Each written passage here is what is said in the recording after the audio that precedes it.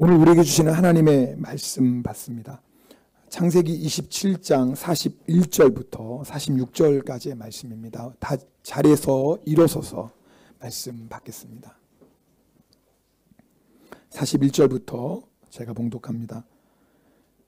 그의 아버지가 야곱에게 축복한 그 축복으로 말미암아 에서가 야곱을 미워하여 심중에 이르기를 아버지를 곡할 때가 가까웠은즉 내가 내 아우 야곱을 죽이리라 하였더니 맏아들 에서의 이 말이 리브가에게 들리매 이에 사람을 보내어 작은 아들 야곱을 불러 그에게 이르되 내 형 에서가 너를 죽여 그 안을 풀려 하니 내 아들아 내 말을 따라 일어나 하란으로 가서 내 오라버니 라반에게로 피신하여 내 형의 노가 풀리기까지 몇 날 동안 그와 함께 거주하라. 내 형의 분노가 풀려 내가 자기에게 행한 것을 잊어버리거든 내가 곧 사람을 보내어 너를 거기서 불러오리라. 어찌 하루에 너희 둘을 이르랴. 리브가가 이삭에게 이르되 내가 햇사람의 딸들로 말미암아 내 삶이 싫어졌거늘 야곱이 만일 이 땅의 딸들 곧 그들과 같은 햇사람의 딸들 중에서 아내를 맞이하면 내 삶에 내게 무슨 재미가 있으리까. 아멘.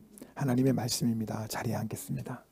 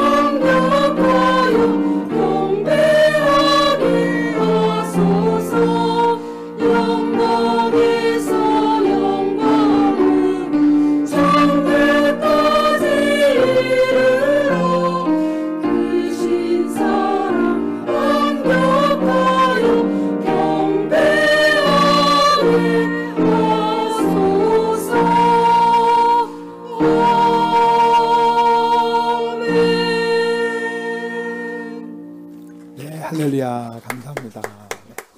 자, 우리 옆에 분들하고 인사하겠습니다. 사랑합니다. 축복합니다. 네, 사랑합니다. 또 앞집 분들하고 인사하겠습니다. 잘 오셨습니다. 네, 잘 오셨습니다. 네, 잘 오셨습니다. 네.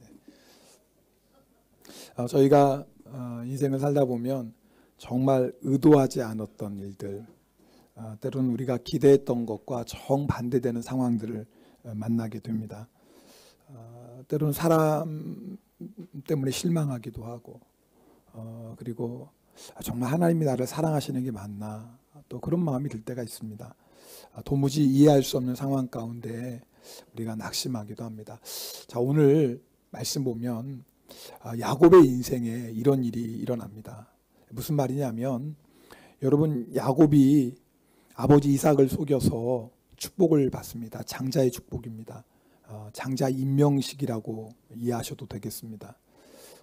그러면 이제 가문의 족장이 야곱 아닙니까? 여러분, 이삭은요 대단한 재물과 권세를 가진 사람입니다. 블레셋 왕 아비멜렉이 찾아와서 내가 우리를 해하지 말라 하고 여러분 평화 계약을 맺을 정도로 권세 있는 사람이었습니다. 자, 그 이삭의 뒤를 야곱이 잇게 되는 거죠. 아마 야곱은 이런 생각했을 거예요. 야, 이제부터 정말 내 인생이 탄탄대로겠구나. 이제 이 아버지의 대단한 권세와 재물도 내 것이 되었고, 물론 에서가 받을 목도 있겠지만 말입니다. 그런데 이게 웬일이에요? 생각지 못했던 일이 일어난 겁니다. 에서가 반발하겠지만 그래도 에서가 결국은 아버지가 야곱을 장자로 세웠으니 여러분 에서도 결국 야곱을 인정하게 되지 않겠습니까? 그런데 그러지 않은 거예요. 그것이 41절 말씀인데요. 함께 읽겠습니다. 41절입니다. 그의 아버지가 야곱에게 축복한 그 축복으로 말미암아 에서가 야곱을 미워하여 심중에 이르기를 아버지를 곡할 때가 가까웠은즉 내가 내 아우 야곱을 죽이리라 하였더라. 세상에 에서가 야곱을 죽이려고 하는 거예요. 누가 상상이나 있겠습니까? 리브가가 남편 이삭을 속일 때 이런 일이 일어날 거라고 전혀 상상하지 못했어요. 야곱도 마찬가지입니다. 그런데 에서가 야곱을 죽이려고 하는 거예요. 우리 그 다음 말씀도 읽겠습니다. 42절 43절입니다. 같이 읽겠습니다. 맏아들 에서의 이 말이 리브가에게 들림에 이에 사람을 보내어 작은 아들 야곱을 불러 그에게 이르되 내 형 에서가 너를 죽여 그 한을 풀려 하니 내 아들아 내 말을 따라 일어나 하란으로 가서 내 오라버니 라반에게로 피신하여. 자, 지금 어떤 상황인지 알겠죠? 큰일 난 겁니다. 지금 난폭한 이 에서의 이름의 뜻은 털이 많은, 거친 이런 뜻입니다. 이름 그대로 에서는요 난폭한 사람입니다. 그래서 어느 성경 주소 보면 짐승같이 난폭함을 가진 자 에서라고 이렇게 표현하기도 합니다. 자, 그러니 뭐예요? 큰일 난 거예요. 그래서 리브가가 어떻게 합니까? 야곱에게 피신 가라.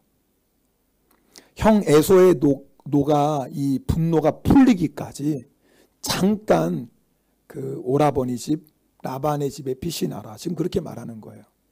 그런데 리브가가 몰랐던 게 있어요. 에서의 노가 금방 풀릴 줄 알았는데 웬걸요. 나중에 야곱이 하란에서 20년 만에 돌아오는데 그때까지도 에서의 분노가 풀리지 않았어요. 여러분 아십니까? 야곱이 고향으로 돌아올 때 에서가 400명의 군사를 이끌고 와요. 환영하러 온 거 아니에요. 뭐예요? 죽이려고 오는 거예요. 리브가는 몰랐어요. 더 모르는 게 있었어요. 리브가가 잠시 동안만 가 있어라. 왜요? 형의 노가 풀리면 사람 보내서 부를 테니까 잠시 동안만 가 있어. 근데 리브가가 몰랐던 것이 그 잠시가 20년이나 될 걸 누가 알았어요? 더 몰랐던 것은 야곱이 돌아오기 전에 리브가는 죽습니다. 이 이후로 리브가는 야곱을 보지 못합니다. 제가 이 리브가의 이야기를 준비하면서 오늘 이제 리브가와 야곱의 이야기를 하는데 마음이 참 아픈 거예요. 리브가의 모습을 보면서. 왜요? 믿음 없이 사는 것이, 우리가 하나님을 믿는다고 하면서 믿음 없이 사는 것이 얼마나 우리 인생의 슬픔과 고통인지를 리브가가 그대로 보여줘요. 하나님이 말씀하셨어요. 리브가가 그 뱃속에서 두 아이가 싸울 때에 뭐라고 하셨습니까? 큰 자가 작은 자를 섬기리라 분명히 말씀하셨어요. 그러니까 이삭이 아무리 에서를 장자로 세우려고 해도 결국 하나님의 축복은 누가 받습니까? 야곱이 받아요. 야곱이 받게 되어 있다고. 왜요? 하나님이 그렇게 말씀하셨어요. 자, 그러니까 리브가가 정말 하나님의 말씀을 믿었다면 절대 이렇게 행동하지 않았어요. 오늘 우리가 하나님을 믿기 때문에 이렇게 주님 앞에 나와 예배드리고 있습니다. 그런데 한번 잘 생각해 보세요. 정말 우리가 하나님을 믿고 살아가나요? 하나님을 믿는다는 게 뭐예요? 모든 일의 주권이 하나님의 손에 있다는 걸 믿는 거예요. 그래서 결국은 하나님의 뜻대로 된다는 걸 믿는 거 아닙니까? 모든 것이 하나님의 뜻대로 되기 때문에 우리가 하나님의 말씀에 순종할 수 있는 거 아니에요? 내 생각과 달라요. 내가 원하는 것과 달라도 하나님의 말씀에 우리가 순종하는 이유는 결국은 하나님의 말씀대로 되기 때문에 그래요. 이게 우리의 믿음 아닙니까? 근데 니브가의 문제가 뭐예요? 하나님을 믿는다고 하지만 정말 하나님을 믿지 못했어요. 분명히 하나님께서 큰 자가 작은 자를 섬길 거라고 분명히 말씀하셨어요. 니브가가 직접 들은 말씀이에요. 그리고 그 말씀을 믿었어야죠. 때로는 우리가 생각하지 못했던 일들이 일어납니다. 걱정하고 염려가 오죠. 그때마다 믿음이 있는 건 뭐예요? 그 걱정과 염려를 맡기는 거예요, 하나님께. 하나님, 지금 상황이 너무 힘들고 어렵습니다. 그러나 하나님이 내 인생의 주인이시고 결국은 하나님의 뜻대로 되는 것을 나는 믿습니다. 이게 믿음 아닌가요? 그런데 이 믿음을 잃어버리면 니브가처럼 조급해집니다. 뭔가 빨리 해야 될 것 같아요. 하나님의 때 기다리지 못해요. 하나님의 방법대로 사는 게 아니라 내 방법대로 살아요. 뭐 그것이 악한 방법, 하나님이 세우신 그 영적인 그 지도자 이삭을 대적하고 속이고 뭐 관계없어요.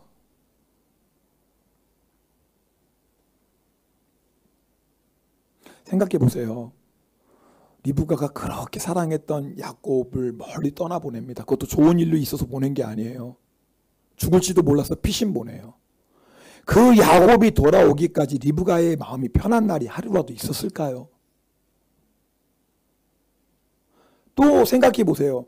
에서가 분노를 품고 살아가요. 그 보통 분노가 아니에요. 미움이에요. 내가 야곱을 죽이겠다라는 그 분노를 품고 살아가는 그 아들 에서를 바라보는 리브가의 마음은 또 얼마나 괴로웠겠어요. 에서도 둘도 없는 아들 아닙니까? 사랑하는 아들 야곱 또 피신시키고 그 얼굴도 못 보고 또 사랑하는 아들 에서 그 동생을 죽이고자 하는 분노 가운데 막 살아가고 왜 리브가에게 이 고통이 왔어요? 믿음이 없는 거예요. 성도 여러분 혹시요 한번 생각해 보세요. 지금 내가 겪고 있는 이 아픔이 리브가처럼 믿음이 없어서 그래서 하나님의 때를 기다리지 못하고 조급해서 내 마음대로 살다가 만난 고통은 아닙니까? 지금 내가 만난 이 괴로움이 혹시 하나님의 방법이 아니라 내 방법대로 내 마음대로 살다가 주권자 되시는 하나님의 뜻이 아니라 내가 주도권을 갖고 살다가 만난 괴로움은 아닙니까? 오늘 리브가를 통해서 우리에게 주시는 말씀이에요. 오늘 본문 이후로 리브가는 이제 성경에 등장하지 않습니다. 왜요? 창세기 28장으로 넘어가면서 이제 성경의 이 중심은 이삭에서 야곱으로 옮겨가요. 그러니까 이제 리브가의 얘기는 이제 안 나와. 이름은 나오지만 리브가의 얘기는 이제부터 안 나옵니다. 그래서 이 일 이후에 리브가가 어떻게 살았는지 저희는 몰라요. 리브가가 이 죄를 하나님께 회개했는지 안 했는지 모르겠습니다. 근데 한 가지 분명한 게 있어요. 에서가 20년 동안이나 야곱을 향한 분노를 품고 살아갔다는 건 뭐예요? 리브가가 그 분노로 꽁꽁 묶여있는 에서의 마음을 풀지 않았다 그 말이에요. 자, 무슨 말이냐면 이런 거예요. 에서가 자기 동생을 향한 분노를 품고 살아가는 거 에서의 잘못이죠. 그러나 리브가가 해야 될 일이 뭐예요? 물론 하나님이 야곱을 택하셨어요. 그 복은 야곱이 받을 복이에요. 그럼에도 불구하고 남편을 속이고 에서의 마음에 깊은 상처를 준 건 리브가의 죄예요. 그럼 리브가가 어떻게 해야 돼요? 회개하고 에서에게 용서를 구해야 되는 거 아닙니까? 지금 무슨 말씀인지 아시겠어요? 그리고 에서에게 하나님의 뜻대로 살라고 권면해야 되는 거 아니에요. 에서야 네가 장난 맞다. 그러나 하나님이 내 뱃속에 있을 때부터 야곱을 택하셨다. 에서야, 너 분노하지 말고 네가 하나님의 뜻에 순종해야 되지 않겠느냐. 이렇게 여러분 리브가가 에서를 믿음으로 이끌어줘야 되는 거 아닙니까? 그랬다면 리브가의 인생은 이렇게 슬픔과 고통으로 끝나지 않아요. 죽는 그날까지 자기가 그렇게 사랑하던 야곱을 다시는 만나지 못하고 눈을 감는 리브가의 마음이 어떻겠어요? 죽는 그날까지 자기가 사랑하는 아들 에서가 동생을 죽이고자 하는 분노 가운데 살아가는 그 에서를 보며 눈을 감는 리브가의 마음이 얼마나 고통스러웠을까요? 여러분, 제가 이 말씀을 왜 나눠요? 이것이 리브가와 에서의 가족 그 사이의 문제겠습니까? 우리 안에도 이런 문제가 얼마든지 있을 수 있어요. 여러분, 우리 안에 관계의 고통 얼마나 많습니까? 결국 가정 안에서도 고통도 관계의 고통 아닐까요? 교회 안에 어려운 일들도 다 관계의 어려움 아닙니까? 오늘 리브가와 에서를 통해서 우리의 관계 문제를 한번 점검해 볼 수 있는 거 아닙니까? 만약 우리가 리브가와 같다면 에서에게 용서를 구해야죠. 묶여있는 관계 풀어야 돼요. 그렇지 않으면 고통과 괴로움 가운데 살아갈 수밖에 없어요. 물론 묶여있는 관계, 깨어진 관계 회복하는 건 어려운 일입니다. 인내와 수고와 희생이 필요합니다. 그러나 놀라운 것은 아무리 우리가 깨어진 관계를 회복하는 것에 인내와 수고와 희생이 필요하다 할지라도 반드시 마지막에는 기쁨으로 단을 거두게 됩니다. 이게 중요한 거예요. 왜요? 관계에 묶여있는 것이 풀릴 때 하나님과 우리의 관계도 풀리기 때문에 그래요. 그럴 때 하나님의 놀라운 은혜를 마음껏 누리게 됩니다. 하나님이 다 드신 게 아니에요. 하나님이 다 드신 게 아니에요. 우리의 묶여있는 관계가 하나님과 우리의 관계를 묶고 있는 거 아닐까요? 만약에 우리가 에서라면 언제까지 우리가 미움 품고 살겠어요? 분노를 품고 살겠어요? 맞습니다. 야곱이 잘못했습니다. 그러나 분명한 건 아무리 야곱이 잘못했다 할지라도 미움과 분노, 에서 마음 안에 있는 미움과 분노가 정당화되는 건 아니에요. 야곱은 하나님이 알아서 하실 거예요. 그러나 에서는 뭐예요? 절대로 미움과 분노에 사로잡혀 살려면 안 돼요. 결국 스스로 지옥을 만들며 사는 거 아닙니까? 그것도 20년 동안이나. 오늘 리브가를 통해서 성경이 우리에게 주시는 또 하나의 교훈이 있습니다. 사람은 내일을 결코 알지 못한다는 거예요. 보세요. 리브가가 야곱에게 몇 날 동안 시바라크예요. 몇 날 동안 피신해 있어라. 그런데 그 몇 날이 20년이나 돼요. 그 몇 날이요, 리브가가 죽기 전에는 오질 않아요. 자, 우리 야고보서 4장 13절 14절 말씀을 함께 읽겠습니다. 같이 읽겠습니다. 들으라, 너희 중에 말하기를 오늘이나 내일이나 우리가 어떤 도시에 가서 거기서 1년을 머물며 장사하여 이익을 보리라 하는 자들아, 내일 일을 너희가 알지 못하는도다. 내 생명이 무엇이냐? 너희는 잠깐 보이다가 없어지는 안개니라. 자, 어떤 내용이냐면 어떤 사람이 내가 어떤 도시에 가서 1년 동안 장사해서 내가 이익을 보겠다. 이건 그게 무슨 잘못이에요? 우리가 당연히 계획 세우고 살지 않습니까? 오히려 아무 계획 없이 사는 게 문제죠. 자, 그런데 이 사람의 문제는 뭐냐면 내일 일을 모른다는 것을 인정하지 않고 살아가는 거예요. 자, 우리가 1년은 계획을 세울 수 있어요.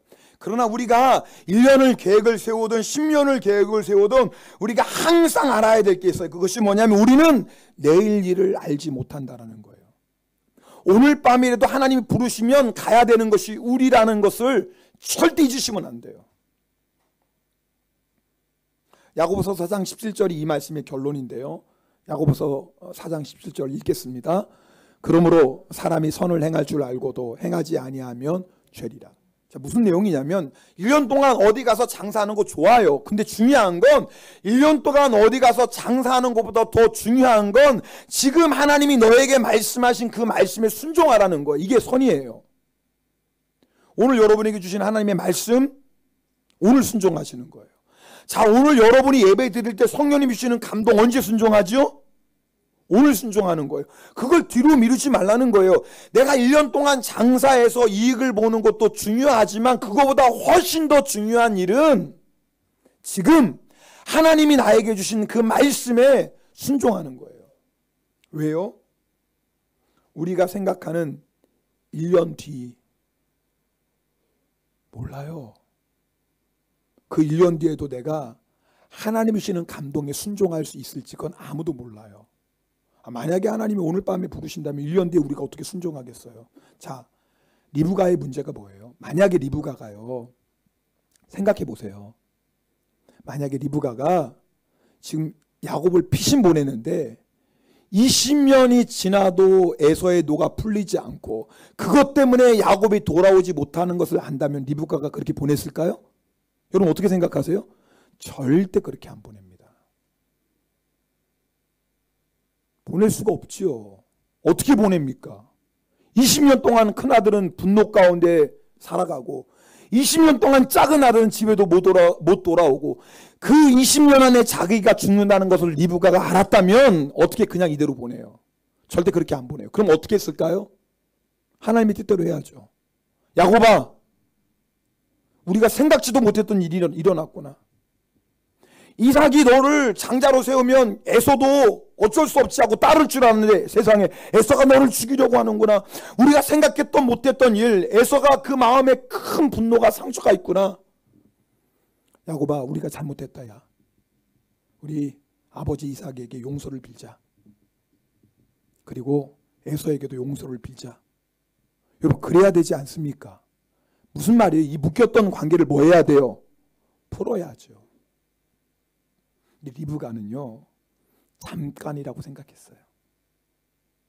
리브가가 안타까운 게 뭐냐면, 너무나 안타까운 게 야곱이 하나님의 축복을 받을 수밖에 없음에도 불구하고 자기가 주도권을 가지고 자기 마음대로 했던 것처럼 생각지 못했던 문제가 생기면 이제라도 깨닫고, 아, 내가 하나님의 방법대로 하나님의 때를 기다리지 못해서 이런 어려움이 왔구나. 그제라도 깨닫고 그제라도 하나님의 방법으로 했다면 만나지 말아야 될 고통과 괴로움을 겪지 않았다 그 말이에요. 근데 리브가가 뭐예요? 야곱을 도망시키는 것도 다 누구 마음대로예요 지금? 다 자기 마음대로예요. 자기 마음대로. 끝까지 자기 마음대로 해요.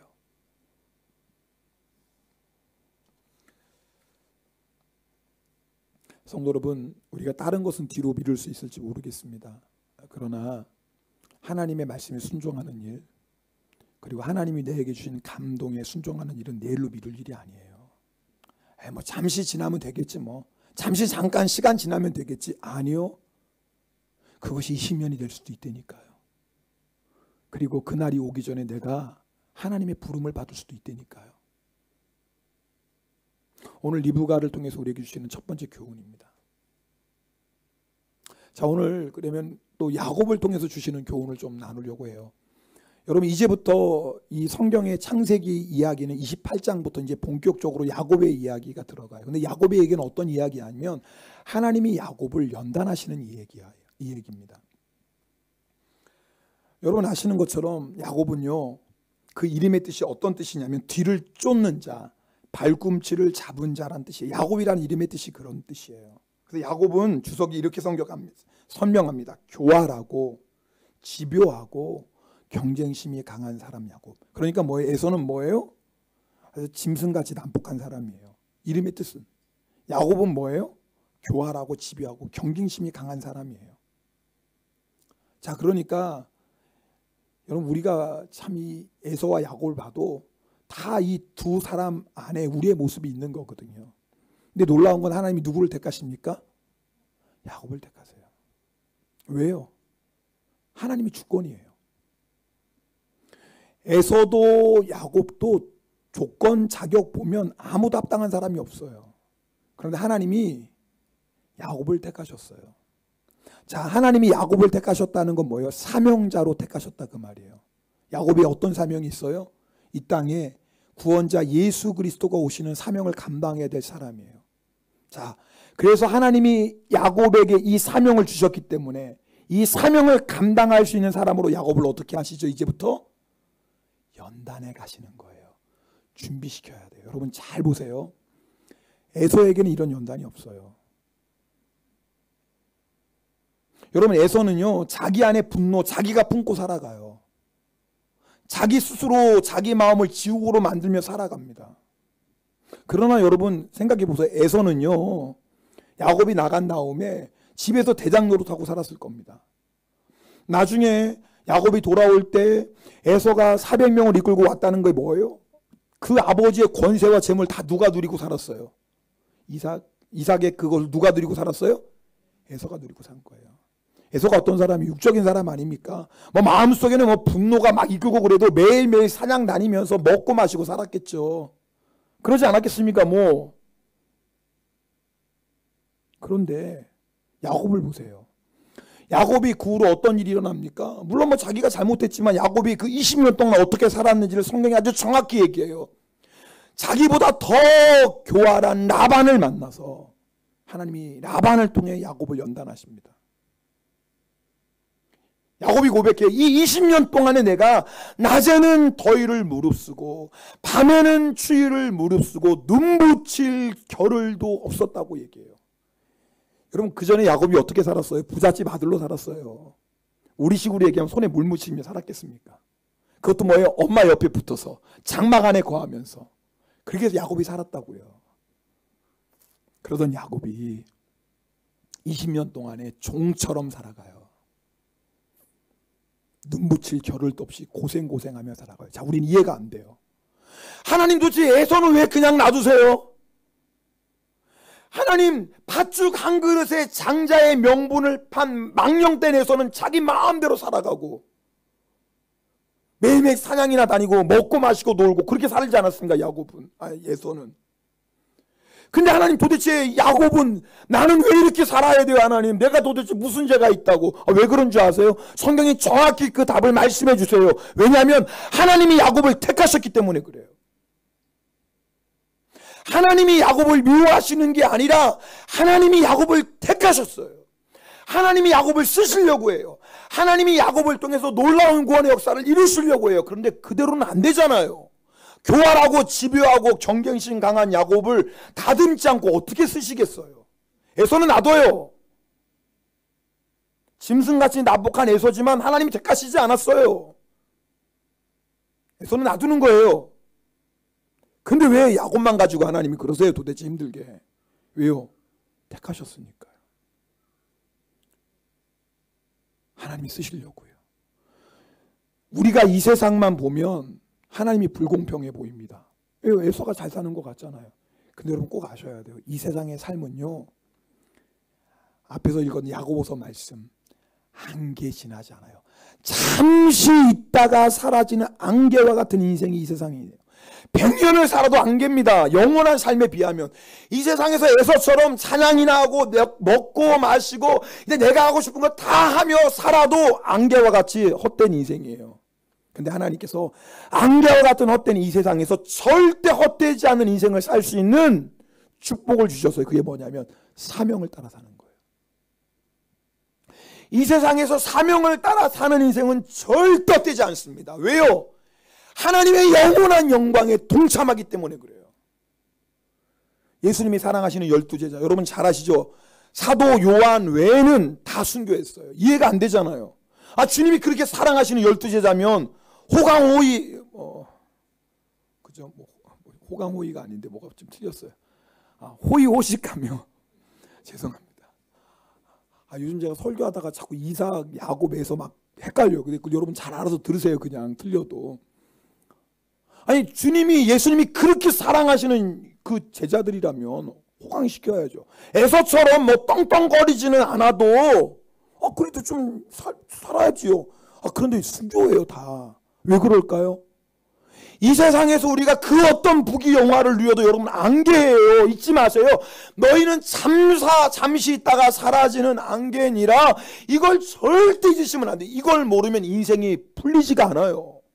이걸 모르면 왜 에서는 저렇게 편안히 잘 살고 왜 야곱은 고생하며 사는지 답이 안 나와요.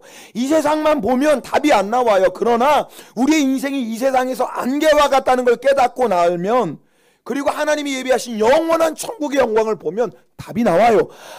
그래서 하나님이 야곱에게 이런 연단을 허락하시는구나. 왜요? 천국의 영원한 영광을 주시려고. 쓰시려고. 그래서 하나님께서 야곱에게 두 가지 연단을 하십니다. 이게 창세기 28장부터는 야곱의 연단 얘기가 계속 나와요. 그대로 쓰실 수 없잖아요. 사랑하셨어요. 택하셨어요. 사명자로 쓰실 거예요. 그러나 이 모습 이대로는 쓰실 수 없어요. 여러분 이거 잘 아셔야 돼요. 하나님은 우리가 어떤 부족하고 연약해도 이 모습 이대로 사랑하십니다.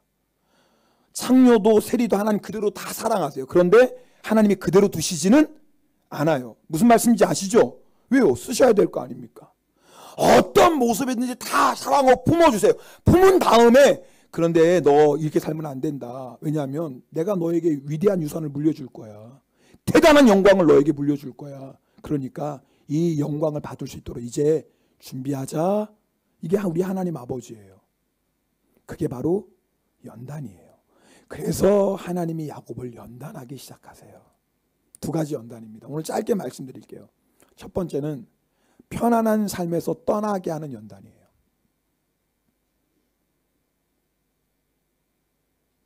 왜 그럴까요?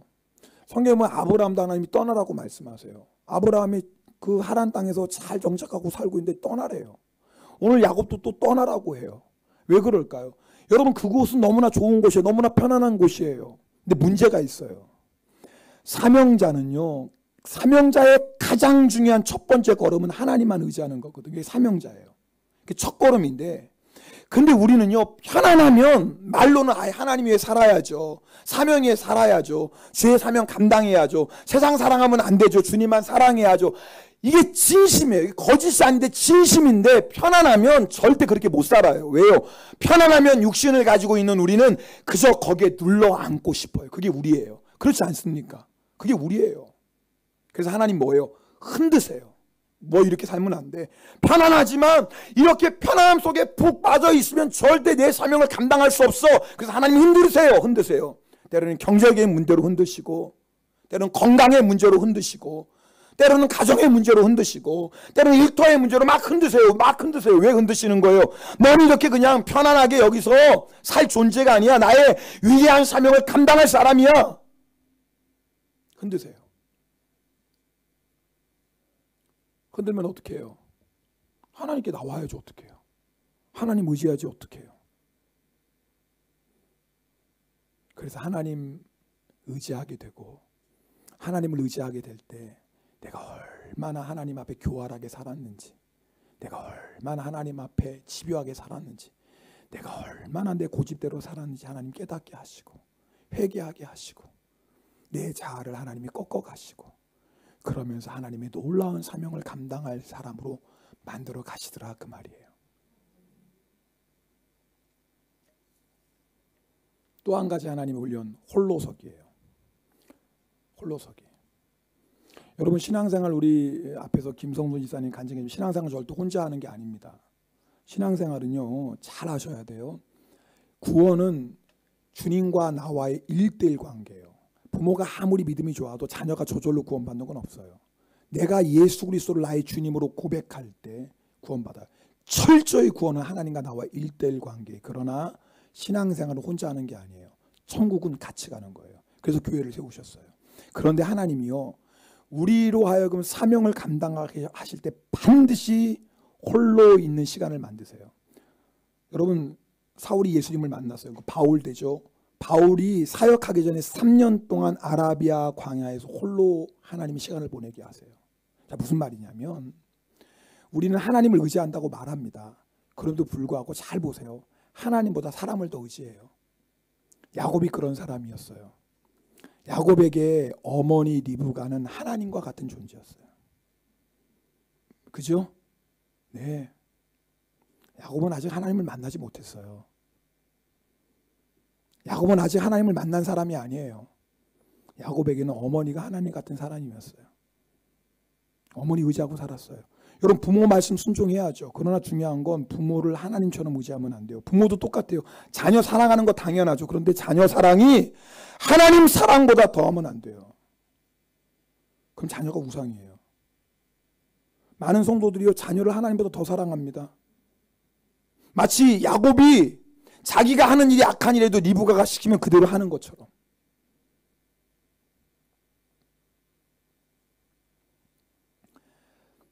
야곱이 어머니가 야 아버지 이삭 속여 네가 복 받아. 그럴 때 야곱이 뭐라고 얘기해요? 어머니 잘못하다가 축복은 고사하고 저주받을지도 몰라요. 저주받을지. 그랬더니 어머니 리브가가 뭐라고 얘기합니까? 야 그 저주는 누구에게 돌리고? 나에게 돌려. 나에게. 그 말이 뭐예요? 만약에 무슨 일이 일어나거든 책임은 누가 진다? 내가 진다. 왜요? 그 집안의 실세가 누구예요? 리브가예요. 여러분 그때 야곱의 나이, 이삭의 나이가 130이 넘습니다. 눈도 어두워요.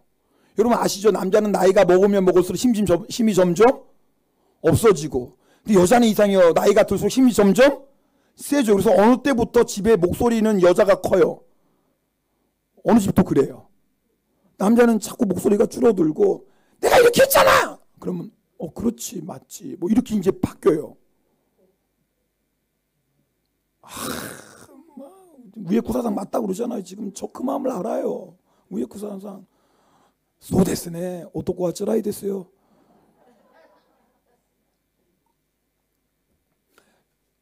자 그러니 130이 넘은 이삭, 눈도 어두운 이삭이니 그 집안의 실세는 누구예요? 리브가. 여러분 이거 안 봐도 뻔한 거 아닙니까? 그러니 리브가 엄마가 야곱에게 내가 책임지게 그러니까 야곱이 든든한 거예요. 근데요 아세요? 리브가가 감당하지 못하는 사람이 그 집안에 하나 있어요. 누구죠? 에서예요. 짐승같이 난폭한 에서는요 리브가의 손을 벗어난 사람이에요. 무슨 말이냐면 이게 사람이에요. 아무리 내가 내 인생을 책임져 줄게, 무슨 일이 일어나도 내가 반드시 너를 책임진다. 그런데 문제는 뭐냐면 그것이 리브가의 진심입니다. 리브가는 정말 야곱을 위해서라면 저주를 받을 수도 있을 만큼 야곱을 사랑해요. 그러나 리브가는 야곱의 인생을 책임져 줄 능력이 없어요. 이게 사람 아닙니까? 저 우리 자녀 인생 책임져 주고 싶습니다. 저만인가? 여러분도 다 그래요. 아마 여러분 자녀를 위한다면 여러분 목숨도 아깝지 않게 주지 않습니까? 여러분 일반적으로 부모라면 그래요. 이상한 사람 말고 일반적으로 부모라면 자식이 잘 되면 자기 생명도 주는 게 부모예요. 근데 여러분 아세요? 부모가 아무리 그렇게 사랑해도, 리브가가 아무리 야곱을 사랑해도 절대 야곱의 인생을 책임져 줄 수가 없어요. 그런데도 야곱은 리브가를 의지하고 살아요. 자기의 인생을 책임져 주실 사람은 리브가가 아니라 전능하신 하나님인데 그 하나님을 의지하지 않고 눈에 보이는 리브가를 의지하며 살아요. 그런 야곱이 어떻게 하나님의 사명을 감당하겠습니까? 그러니까 하나님이 리브가를 떠나게 하세요. 홀로 서게 하세요.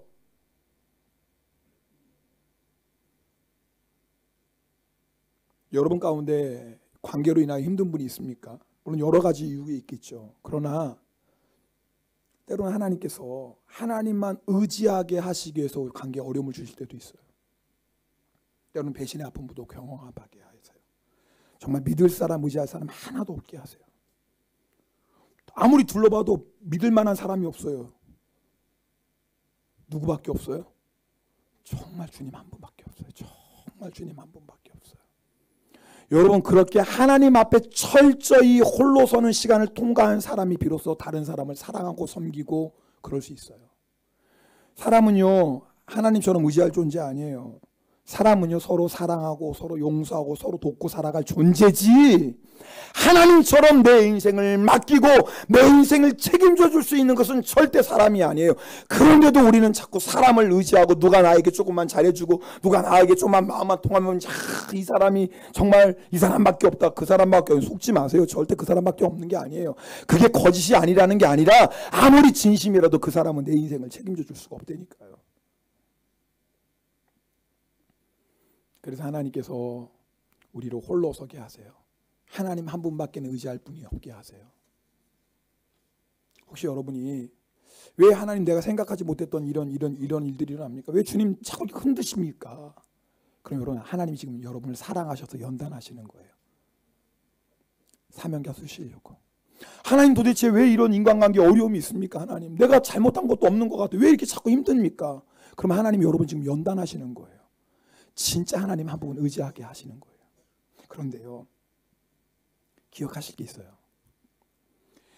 연단이 힘이 드는데요 왜요? 편안한 삶에서 하나님이 떠나게 하시니까. 그런데 놀라운 일이 일어나요. 육신의 편안함은 사라지지만 육신의 편안함이 사라지고 나서 내가 정말 주님 한 분 의지할 때 어떤 역사가 일어나면 진정한 평안을 맛보기 시작해요. 왜요? 참된 평안은 누가 주시죠? 하나님이시죠. 육신이 아무리 편안해도요, 궁궐 같은 집에서 날마다 살찐 소를 먹고 살아도 주님을 의지하지 않는 사람은 평안이 없어요. 근데요, 가난한 마른 떡 한 조각만 먹어도 주님을 의지하는 사람 안에는 배는 고파도 마음이 뭐가 있어요? 평안이 있어요. 여러분, 빵 필요 없다는 게 아니에요. 오해하지 마십시오. 우리 인생의 참된 평안은 이 세상 것이 주는 게 아니라 그 말이에요. 진정한 평안은 평화의 왕이 되시는 예수 그리스도만이 주세요. 그래서 놀라운 건요, 연단 받을 때 너무 힘들어요. 육적으로는 힘든데 놀라운 일은 이전에 경험하지 못했던 놀라운 하늘의 평안을 맛봐요. 여러분, 연단 받을 때 어떤 일이 일어나냐면, 여러분, 사람과 함께, 내 마음에 드는 사람과 함께 만나서 먹고 마시고 웃고 즐겁습니다. 즐거워요. 그런데 여러분 아셔요? 내가 그 사람들과 함께 먹고 마시고 즐거워하며 그것도 너무 좋지만, 근데 연단 받을 때 하나님이 우리로 하여금 오직 하나님만 의지하게 하실 때는 주변에 사람이 하나도 없어요. 정말 바라볼 사람, 의지할 사람 하나도 없어요. 근데 놀라운 일이 일어나요. 그때 비로소 우리가 주님의 놀라운 임재를 경험하기 시작해요. 그때 주님을 만나요. 여러분 아십니까? 지금까지 야곱은 하나님을 만나질 못했어요. 그렇게 집안에서 편안히 살고 어머니 의지하고 살 때 야곱은 하나님을 만나질 못했어요. 그런데 창세기 28장에 들어가서 야곱이 편안한 것을 다 내려놓고 도망가요. 자기가 의지했던 어머니도 떠나가요. 근데 놀라운 건 그때 야곱이 누구를 만나요? 하나님을 만나요. 야곱이 비로소 연단의 시간에 살아계신 하나님을 만나요. 이것이 연단의 복이에요. 연단 좋아할 사람은 없어요. 힘드니까요. 외로우니까요.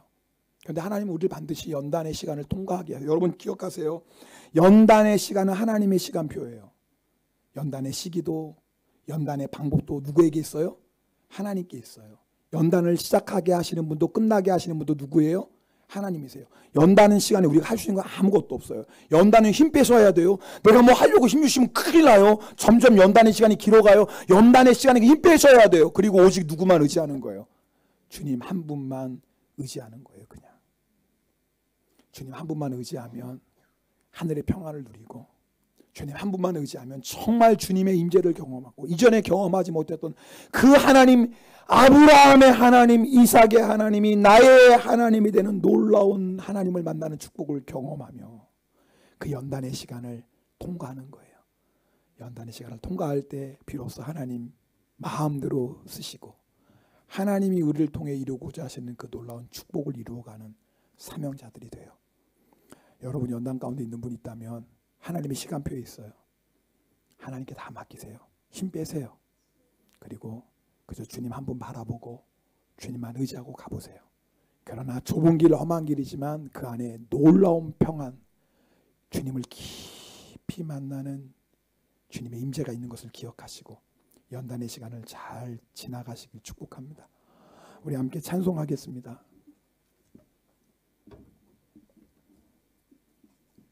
오늘 이 찬송의 가사는 욥의 얘기로 만든 찬송입니다. 우리가 잘 아는 찬송이에요.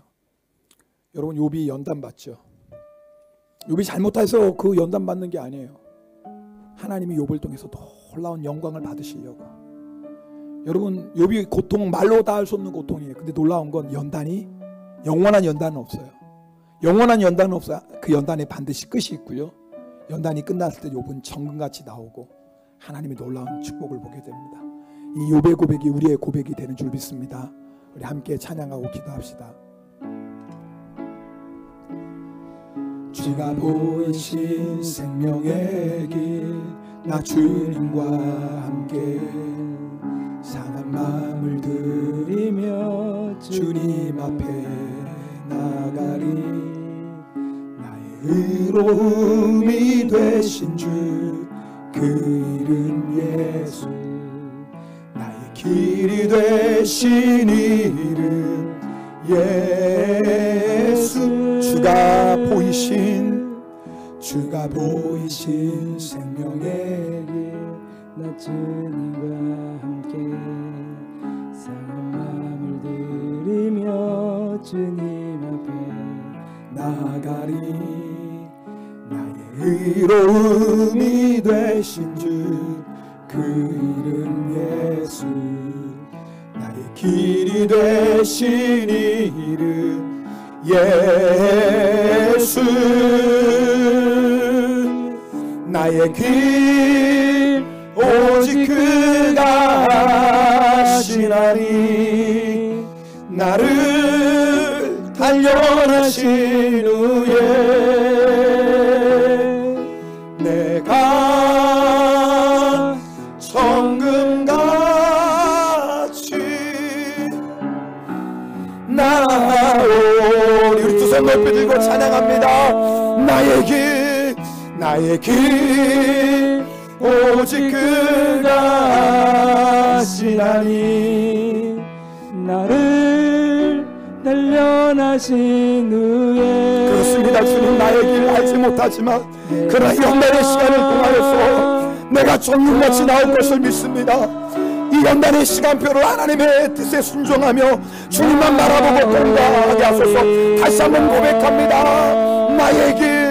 나의 길 오직 그가 하시나니. 아멘. 오직 주님만 바라봅니다. 오직 주님만 의지하겠습니다.